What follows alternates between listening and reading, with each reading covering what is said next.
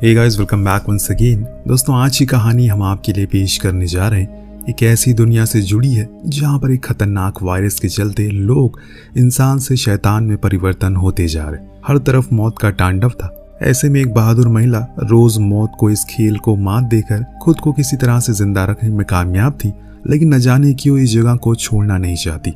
अब इसके पीछे क्या वजह थी और क्या वो खुद को आखिर कब तक बचा पाएगी, आइए जानते हैं हमारे आज के वीडियो में। कहानी की शुरुआत में एक सुनसान जंगल से होती है जहां चारों तरफ सिर्फ शांति पसरी हुई है। यहीं पर हमें आना नाम की महिला से रूबरू कराया जाता है, जिसने अपने चेहरे पर एक अजीबोगरीब लेप लगा के रखा हुआ है और नजदीकी तालाब में जाकर नहाती है। आना के पास एक गाड़ी हुआ करती है और वो उसी के सहारे यहाँ से वहां जाती। इसमें कुछ कैंस फूड भी थे जो जीने के लिए इस वक्त उसके एकमात्र साधन बने हुए। अब आप सोच रहे होंगे कि आखिर अपना घर बार छोड़कर आना यहाँ क्या कर रही है, उसे किस चीज का खतरा है। तो बता दे कि इसकी असल वजह है कुछ समय पहले दुनिया में फैला एक बहुत ही खतरनाक वायरस, जिसने लगभग आधी से ज्यादा पॉपुलेशन का खात्मा कर दिया। और तो और जो थोड़े बहुत लोग बचे हुए थे वो इस वायरस के चलते ज़ोंबी में बदल चुके। नतीजा वहीं दूसरी तरफ ज़ोंबी के कुछ चुनिंदा बचे हुए लोगों को ढूंढ ढूंढ कर उनका खून पीने के लिए पागलों की तरह घूम रहे। बस यही कारण था कि आना इस जंगल में अकेले भटकने के लिए मजबूर है। हालांकि उसका छोटा सा परिवार भी था जिसमें पति जेसन और लाडली बेटी भी थी।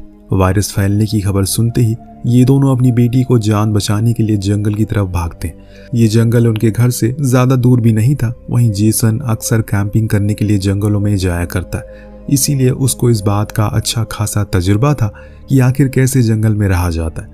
समझदार जेसन यहाँ आना को जंगल में रहने के सारे तौर तरीके सिखाने लगता है, जैसे कि कैसे जानवरों का शिकार करना है, कौन सा फल खाने के लायक है और जरूरत पड़ने पर अपनी जान बचाने के लिए बंदूक से कैसे निशाना लगाते हैं। जेसन ये सब इसलिए कर रहा है क्योंकि उसके इर्द गिर्द के हालात बद से बदतर हो गए। हर तरफ मौत का तांडव चल रहा है। इंसान तो छोड़िए, जानवरों के सुराग मिलना मुश्किल हो रहा है। ऐसे में उसे कहीं ना कहीं इस बात का हमेशा डर लगा रहता है कि अगर कुछ हो जाए तो कम से कम आना बच्ची को बचा सके।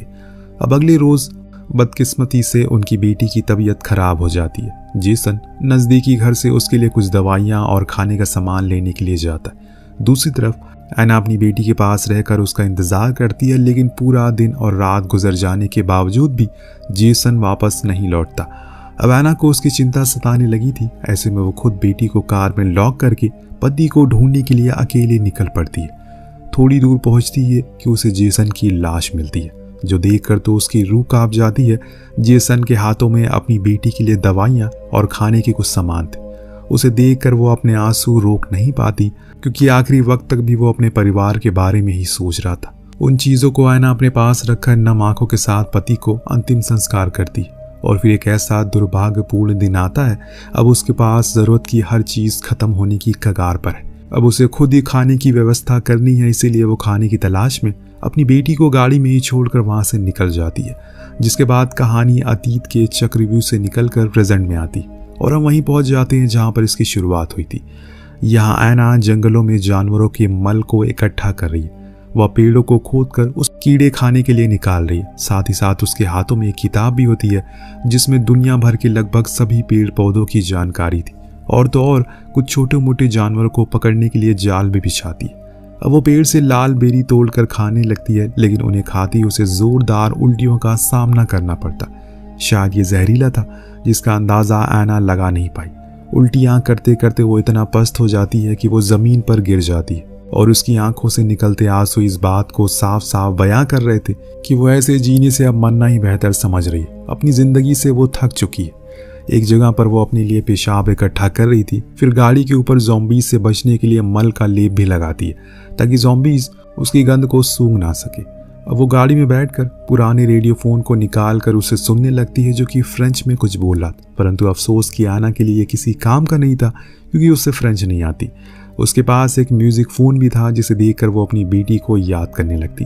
परंतु इस दौरान उसकी बेटी कहाँ थी, आखिर उसे क्या हुआ है, ये हमें कुछ ही देर में मालूम पड़ने वाला है। सुबह जब वो अपने द्वारा फंसाए हुए फंदों को देखने जाती है तो उसमें कोई भी जानवर नहीं था, जो देखकर उसे काफी मायूसी होती है। अब उसके पास केवल 2 ही दिन का खाना बचा हुआ। ऐसे में ऐना को अब कुछ भी करके अगल बगल के घरों में खाने की तलाश में जाना पड़ेगा, लेकिन वहां सबसे बड़ा खतरा था ज़ॉम्बीज।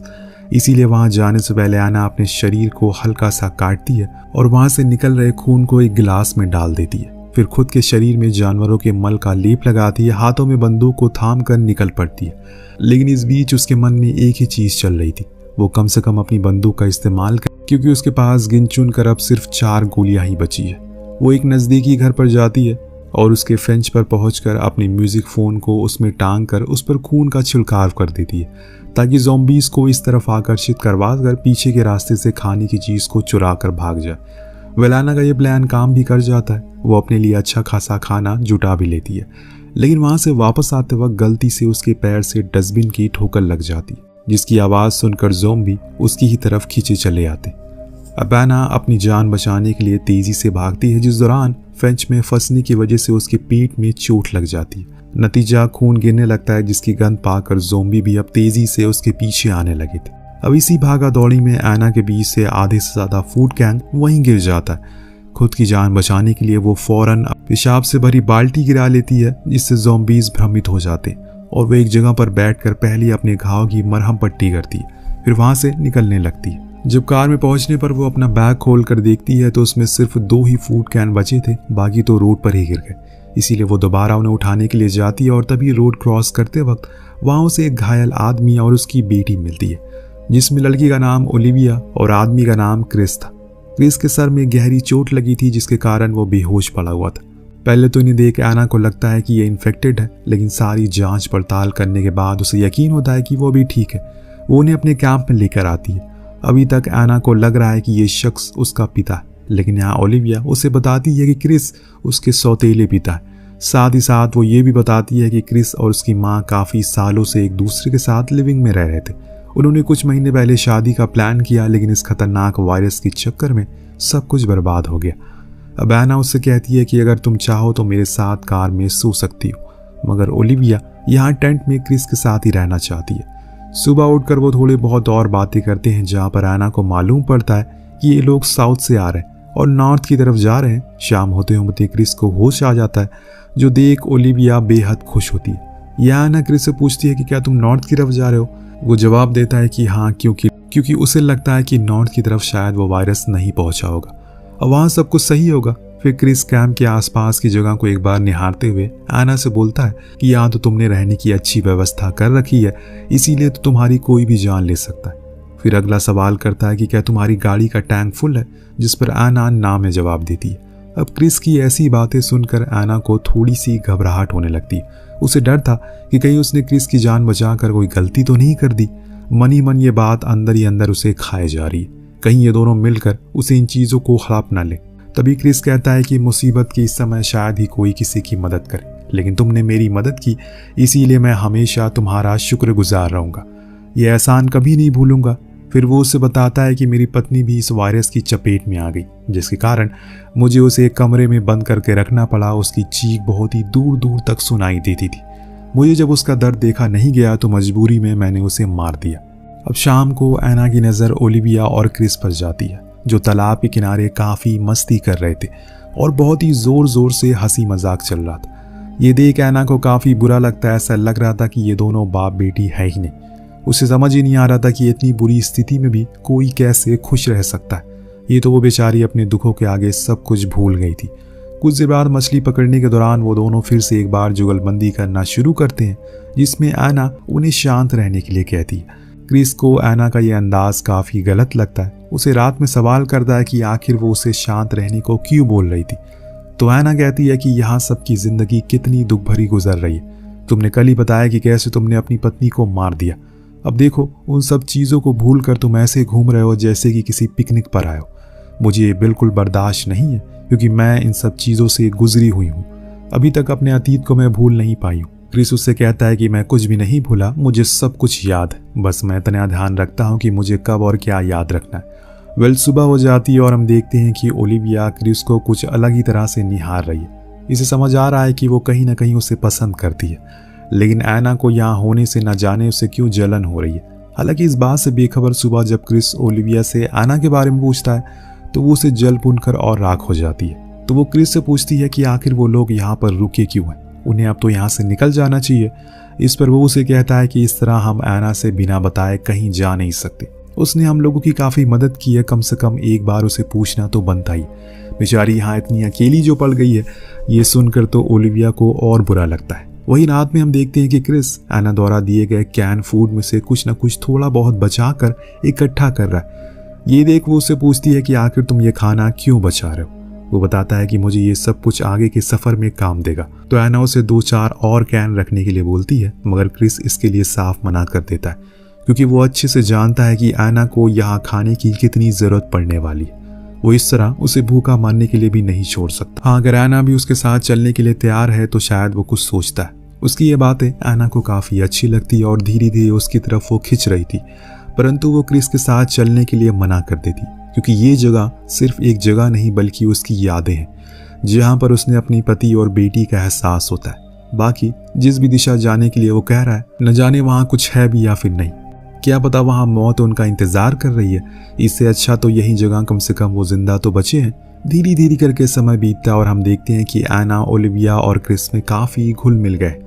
यहाँ तक कि अब जो उन दोनों की नजदीकियां ओलिविया से देखी नहीं जा रही थी, इसके चलते आखिर एक दिन क्रिस से पूछ बैठी कि ऐना उसकी माँ की तरह लगती है, इसीलिए वो उसे अपने साथ रखता है। तो इस पर क्रिस उसे प्यार से समझाता है कि वो महिला यहाँ पर काफी दिनों से अकेली है। उसने बहुत ही बुरे वक्त देखे हैं अतीत में, अगर हम उसे अपने साथ रखेंगे तो कम से कम उसका ख्याल तो रख सकेंगे, इसके बदले वो हम लोग को भी देख रेख करेगी।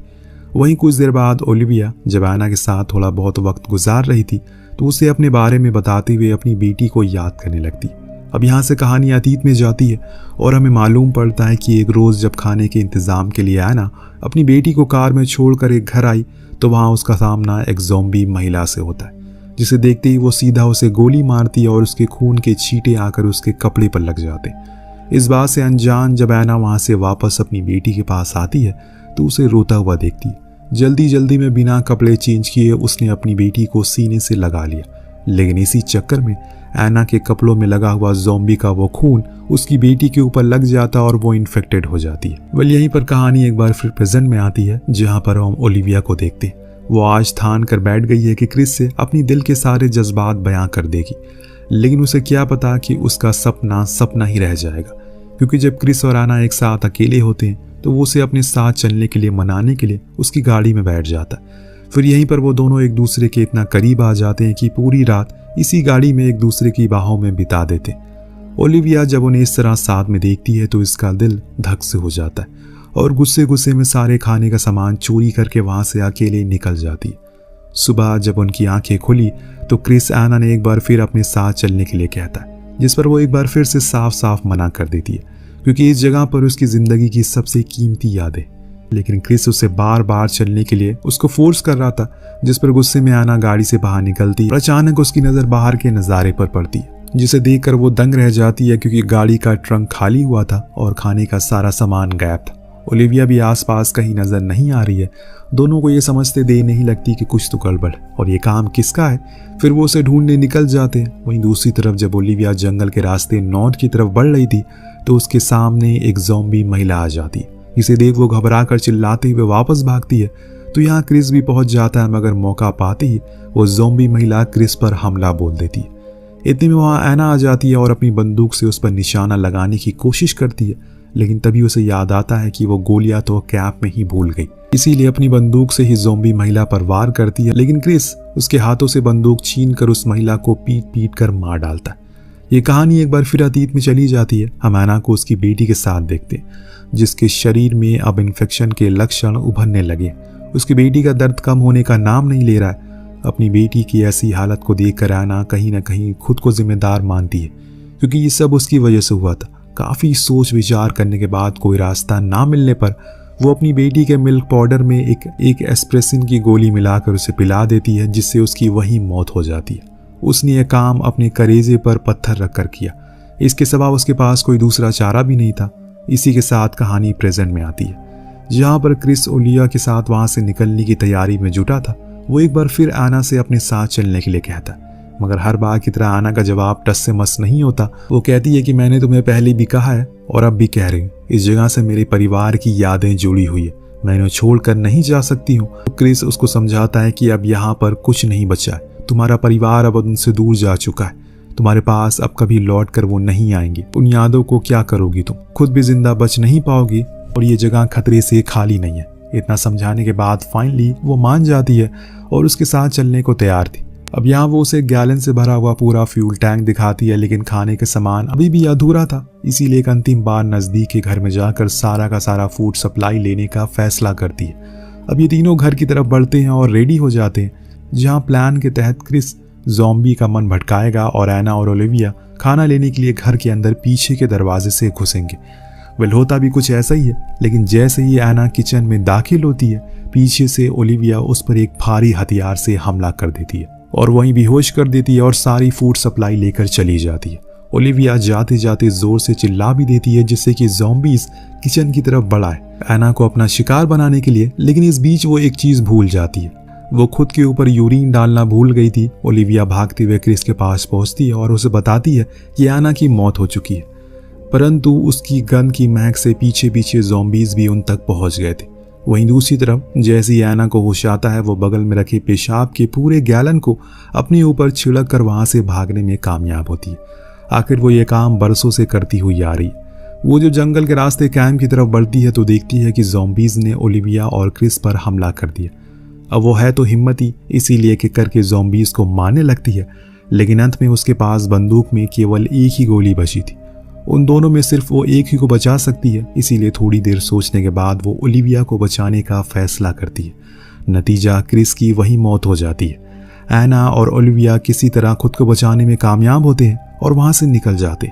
रास्ते में ओलिविया अपना सर एना के ऊपर रखकर सोचने लगती है कि आखिर उसने उसके साथ कितना गलत किया। शायद उसे अपनी गलती का एहसास हो गया। वहीं दूसरी तरफ एना भी क्रिस की याद में मायूस थी। न जाने क्यों वो जिंदगी में जिन जिन लोगों को अपना समझने लगती है, ईश्वर उसे छीन लेता है और इसी दुख भरी याद में वो बहुत ही जोर से चिल्लाकर अपने दर्द को बयां करती है और कहानी यहीं समाप्त हो जाती है। वेल आपको कहानी कैसे लगी हमें कमेंट करके जरूर बताएगा। मिलते हैं अगले वीडियो में। Thank you so much watching. Peace out.